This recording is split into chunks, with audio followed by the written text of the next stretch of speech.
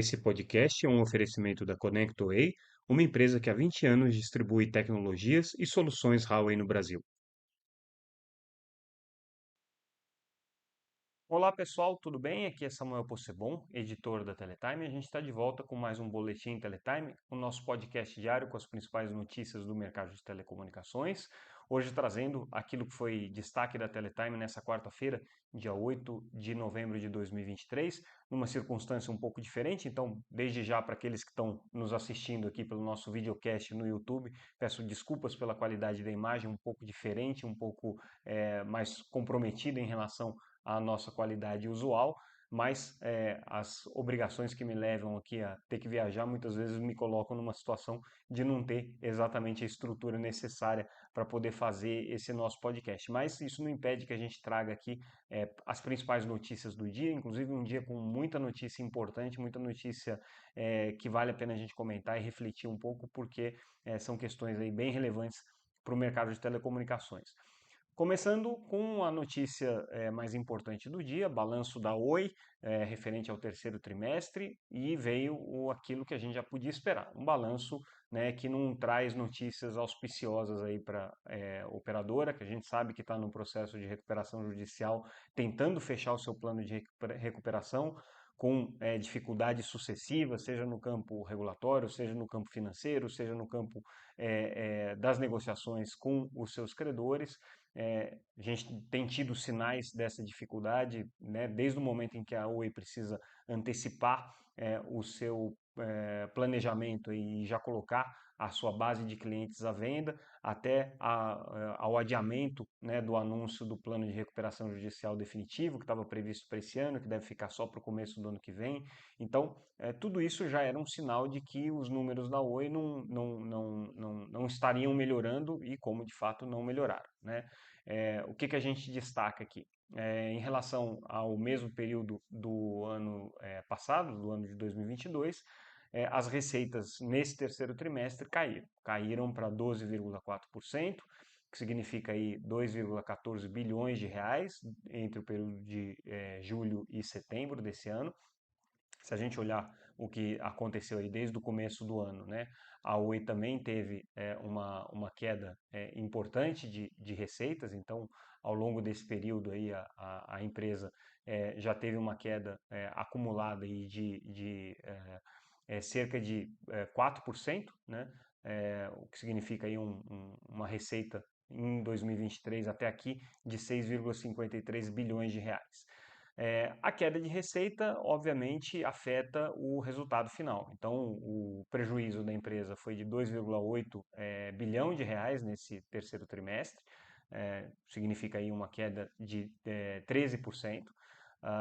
Do ponto de vista da posição de caixa, né, que hoje é o fator mais crítico aí para a Oi, né, saber quanto dinheiro que ela tem para continuar em operação até que venha uma solução através do processo de recuperação judicial, com um fôlego aí dos credores para que ela possa encontrar uma outra alternativa, seja um investidor, seja vender ativos, seja conseguir, né, ter condições mínimas aí de fazer investimentos para poder crescer por conta própria. Então, a posição de caixa da Oi hoje é delicada, 2,5 bilhões de reais, isso é 30% a menos do que ela tinha há um ano atrás, considerando aí que ela está queimando alguma coisa na ordem de meio bilhão de reais por trimestre, ela teria aí, né, uns 5 trimestres mantida aí essa velocidade de comprometimento do caixa dela, de capacidade operacional com o que ela tem hoje. Claro que ela ainda tem para receber os empréstimos que ela planeja no plano de recuperação judicial, né? O primeiro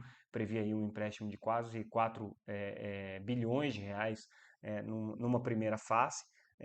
Então, se isso aí acontecer, claro que ela vai ter fôlego aí para fazer os investimentos necessários. Se não acontecer, a situação permanece de queima de caixa, o que é bastante preocupante aqui para a empresa.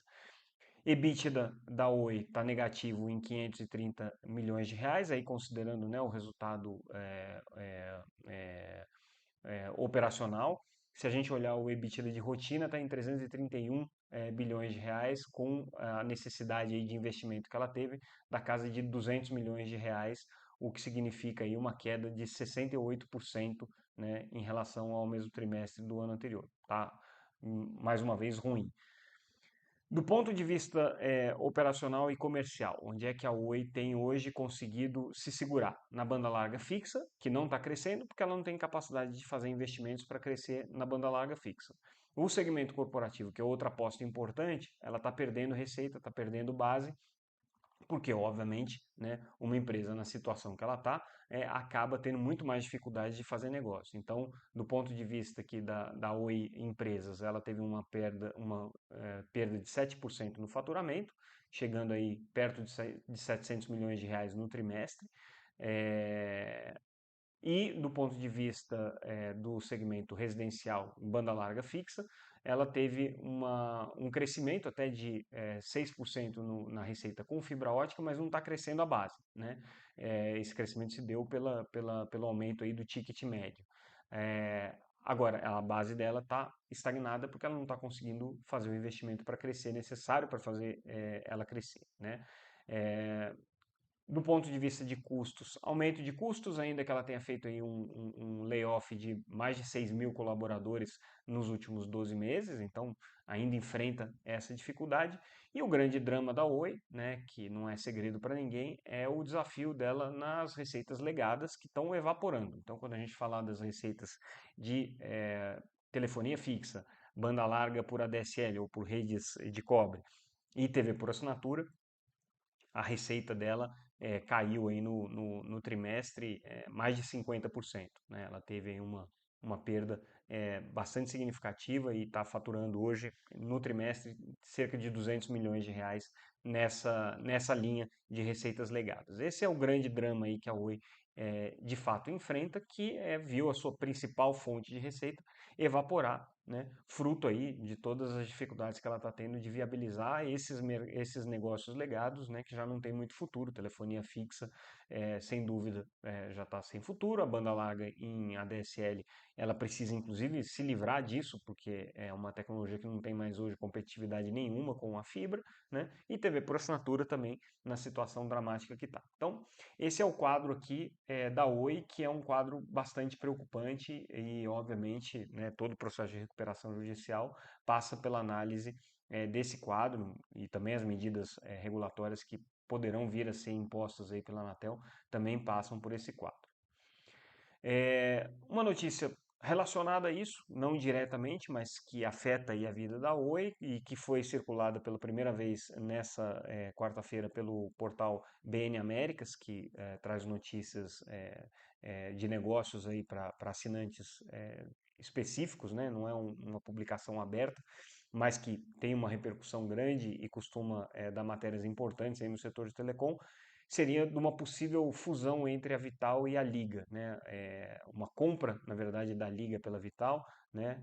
Com a incorporação aí da empresa. Pelo que a gente apurou, confirma-se, existe um memorando de entendimento de conversas entre as duas empresas, porém não é para uma fusão e nem para a compra da Liga pela Vital.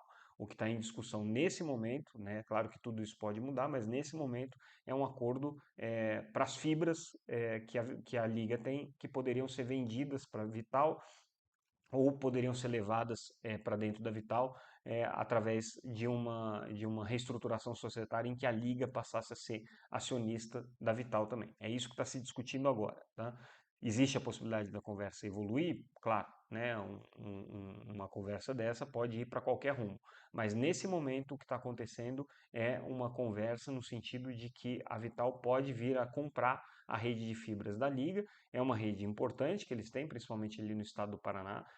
A Vital tem disposição de se expandir no Paraná e também tem infraestrutura em São Paulo e na região norte, onde a Liga precisa atender com 5G, então faria sentido.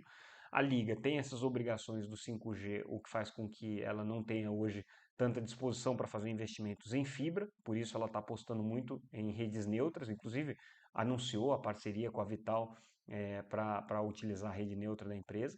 Então, essa daí já é uma vantagem aí que as empresas têm nessa conversa. E o que está se comentando no mercado é que a Liga eventualmente poderia até vir a ser compradora dos clientes da Oi, né? Ainda mais uma operação casada como essa. Lembrando que a Oi está botando aí 40% da sua base de clientes à venda. Se a Liga adquirir isso numa combinação aqui com a Vital, né, em que ela vai continuar utilizando a rede da Vital, bom negócio para as duas partes aí, para as duas empresas, né, tanto a Oi quanto a Vital, e obviamente vai fazer sentido para a Liga também. Então essa é a conversa que está rolando, que a gente apurou e que até o momento dá para a gente dizer com segurança que é para onde as coisas estão indo. Claro que tudo isso pode evoluir, né, e a conversa pode ganhar outras proporções, mas por enquanto é isso que está na mesa. Aí falando um pouco sobre a próxima Conferência Mundial de Radiocomunicação, que vai acontecer em Dubai a partir da semana que vem. O Brasil vai levar algumas posições importantes aqui. Uma das mais importantes é onde que pode se encontrar mais espectro para o 5G. O Brasil não vai defender que o 5G tem espectro na faixa de 6 GHz, até porque o Brasil tem essa faixa designada para uso não licenciado, mas tampouco vai fazer objeção a que essa faixa não seja utilizada para 5G em outras regiões. Então aqui o Brasil vai ficar neutro nessa questão, só não vai defender a mudança para a região das Américas porque ele já tem uma posição tomada. Onde ele vai brigar? Vai brigar na faixa de 10 GHz, então ali que o Brasil deve levar uma proposta para efetivamente conseguir trazer mais espectro para o serviço de 5G, na faixa de 10 a 10,5 GHz, aqui é uma posição que o Brasil já tem. Na faixa de 4.9, que o Brasil inclusive já fez aí a destinação de uma fatia do espectro para essa faixa, o Brasil também vai brigar para que isso fique para o 5G, que é uma faixa importante, está aí, né, bem perto do 3,5, então tem mais ou menos o mesmo comportamento espectral, né? E o Brasil quer também estudos aqui na faixa de 14 a 15 GHz, 14,7 a 15,3 GHz, com foco na questão do 5G. Outro ponto que o Brasil vai levar com bastante ênfase é a questão da sustentabilidade no espaço e das discussões sobre conexões entre satélite e celular. O Brasil está planejando um sandbox regulatório sobre isso. Esse é um ponto importante que vai ser levado para a WRC, ou seja, como é que você consegue conciliar os serviços móveis com as transmissões via satélite sem que isso cause interferência no espectro, sem que isso cause problemas aqui de operação tanto das redes móveis quanto das redes de satélite. O Brasil vai levar essa discussão aqui para a WRC, é uma das posições aqui que o Brasil tem é de defesa aqui de determinadas faixas de espectro e de uso da infraestrutura para essa comunicação entre dispositivos móveis e o satélite na oferta de 5G. Vamos falar um pouco agora sobre a Telebrás. A Telebrás teve uma boa notícia nessa quarta-feira.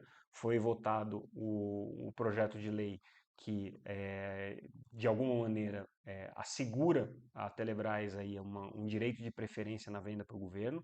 Ontem a gente tinha noticiado que o relator dessa matéria na Câmara, o deputado Vicentinho Júnior, tinha retirado a preferência para a Telebrás e, de fato, ele tinha apresentado um relatório retirando essa preferência. A Telebrás se articulou e hoje ele reapresentou esse parecer, já assegurando a Telebrás a preferência para venda de capacidade de banda larga para o governo, para autarquias e órgãos da administração direta e indireta.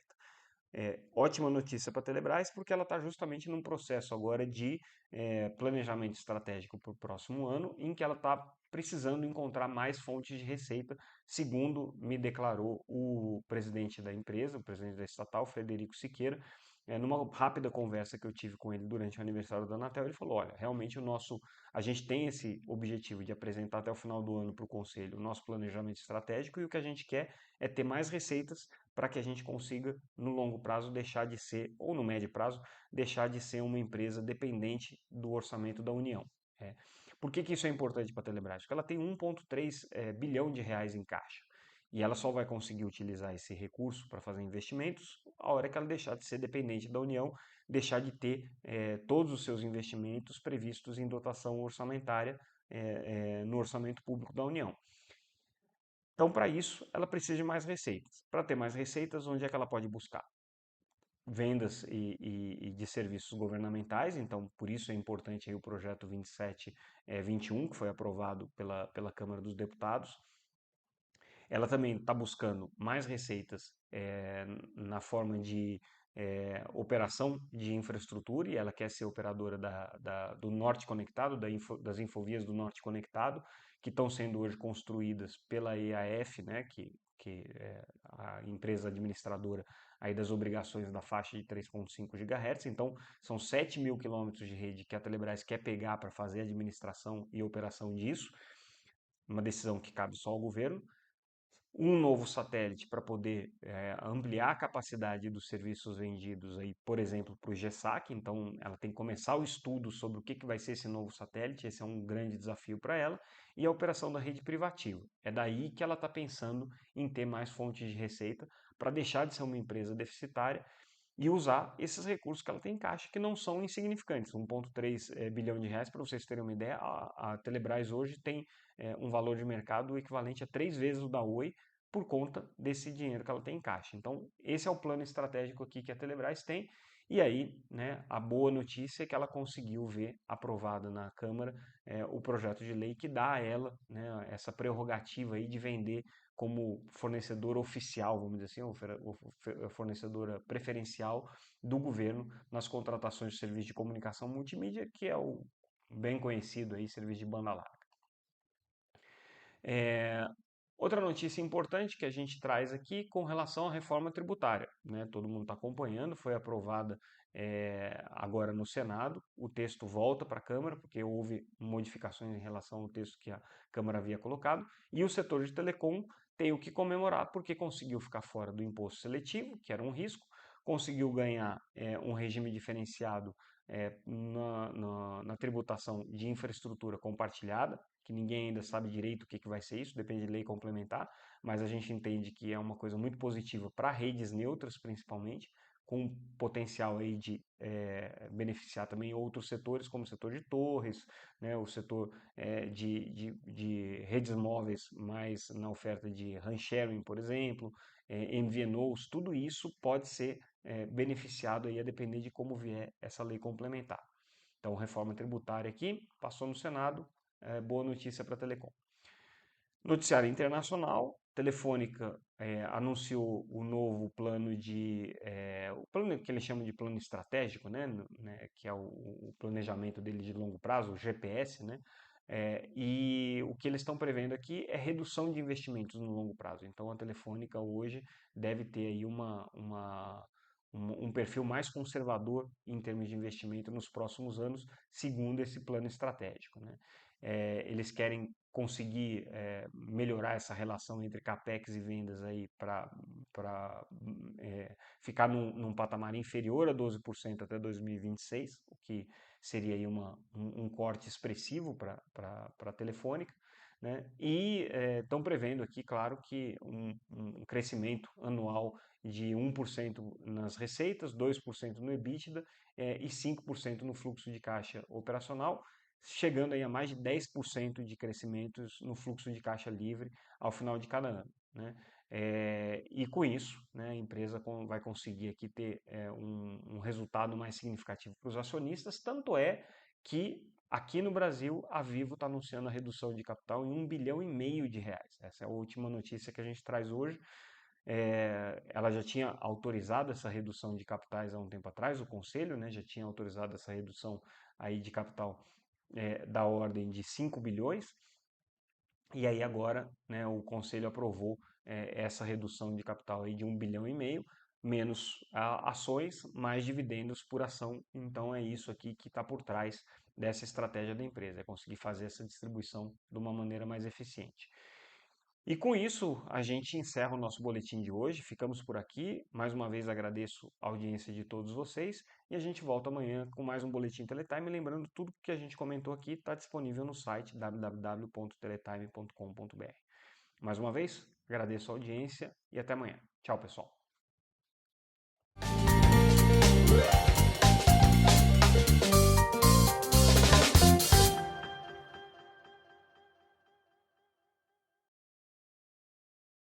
Esse podcast é um oferecimento da ConnectWay, uma empresa que há 20 anos distribui tecnologias e soluções Huawei no Brasil.